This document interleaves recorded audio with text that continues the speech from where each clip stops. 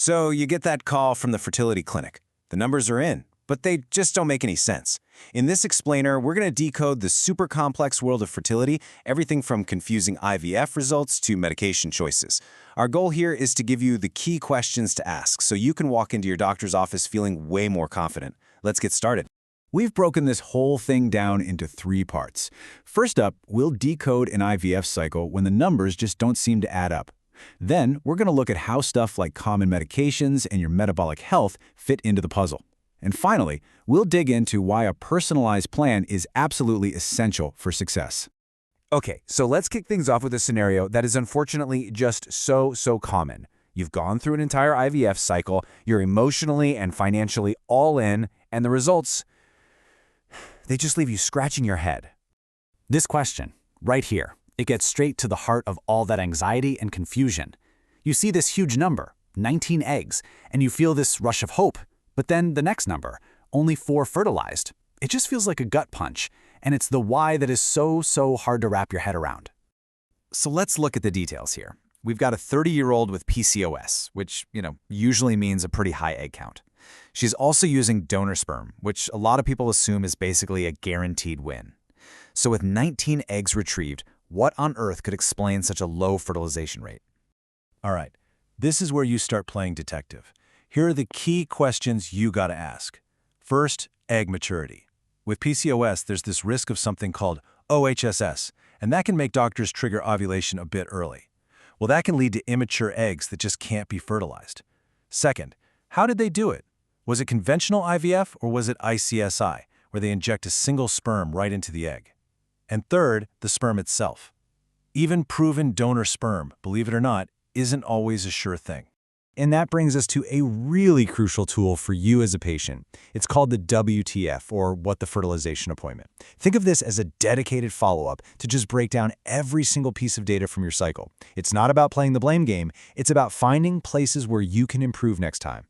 So, what actually happens in this meeting? Well, it's a total deep dive into the data. You and your doctor should be going over everything. The follicle measurements, the maturation rates, the fertilization method, and how those embryos developed. The whole point is to figure out exactly what can be tweaked for the next cycle to get a better outcome. And this brings up a really important point. When you're using a donor, the sperm is a variable, right? It's something you can actually change. You are not married to that choice. In some cases, just picking a different sperm donor can lead to a completely different and much more successful result. It's just a powerful reminder to question every single part of the equation. Okay, now let's kind of zoom out a bit. We're going to shift from the nitty-gritty of an IVF cycle to how things like medications and your overall metabolic health can really impact the fertility formula for both you and your partner. Here is a question that is so 2024. GLP-1 drugs like Ozempic and Zepbound are everywhere right now for weight loss and metabolic health. So, if the male partner is taking one, does he need to stop while they're trying to conceive? The answer here is actually pretty surprising, and it's totally different for men and women. For men, the advice is to keep taking it. And you might ask why? Well, it's because these drugs improve metabolic health, they reduce inflammation, and that's actually good for making sperm. For women, though, the recommendation is to stop 2 months before even trying. And that's just a safety-first approach because, honestly, we just don't have enough data on any potential risks to a developing fetus. All right, next up, a question that brings together 2 really common topics in the fertility world, thyroid health and folate. So, if a patient has a high TSH level and they're taking methylfolate, is that the right move? First off, let's just quickly define TSH. It's the hormone your brain uses to tell your thyroid, hey, get to work. So a high TSH is kind of like your brain shouting at your thyroid, which usually means your thyroid is a little sluggish. For fertility, the goal is a TSH level under 2.5. And this is super important, not just for getting pregnant, but because in that first trimester, the baby is 100% dependent on the mom's thyroid hormone for its own brain development.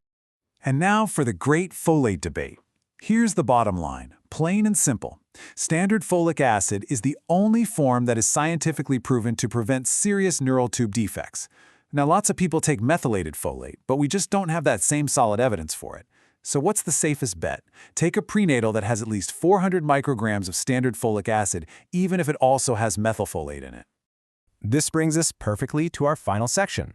personalizing your protocol.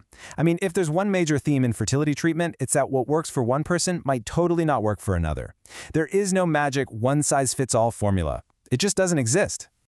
Let's talk about a really challenging condition, endometriosis. It creates this inflammatory environment that can be really tough on egg quality. So the big question is there one single best IVF protocol for someone with endo? The short answer is no, and this table really shows you why. Every single choice is a trade-off. Using Lupron can help quiet down the endometriosis, but it might put some patients at a higher risk of OHSS. An antagonist protocol, on the other hand, is safer when it comes to OHSS risk, but it might not control the endo quite as well. And estrogen priming?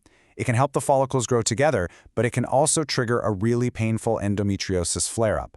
This is exactly why you need to have a deep, personal conversation with your doctor about your specific case. Okay, for our final case study, let's look at a very common starting point, IUI, or intrauterine insemination. We have a 38-year-old using donor sperm, no other known fertility issues. The big question is, should she go for a natural cycle or a medicated one? Before we weigh the pros and cons, we need to be really honest about the odds here. At age 38, even with perfect timing and high-quality donor sperm, the chance of success in any given IUI cycle is about 5%. Yeah, that number really puts the whole decision into perspective, doesn't it? So what's the trade-off? Well, a natural cycle is definitely cheaper and has fewer risks, but you're up against that 5% chance of success. A medicated cycle, on the other hand, uses hormones to try and produce more eggs, which can boost your odds. But it costs more, it means more appointments, and it comes with a small but very real risk of twins. And here is such a practical and honestly really reassuring piece of advice. This is not a forever decision. You don't have to commit to one path for, say, all 3 cycles you have planned. You could totally try one natural cycle, see how it goes, and then decide to switch to a medicated approach for the next 2. Your plan can, and it absolutely should, evolve. And that really brings us to the end. The common thread through all of these different scenarios is about moving from a place of feeling uncertain to a place of informed action. It's about understanding the variables, knowing the trade-offs, and learning the right questions to ask. So, we'll leave you with this final thought. Now that you have this data and you know your options, what is the next question you will ask about your own fertility formula?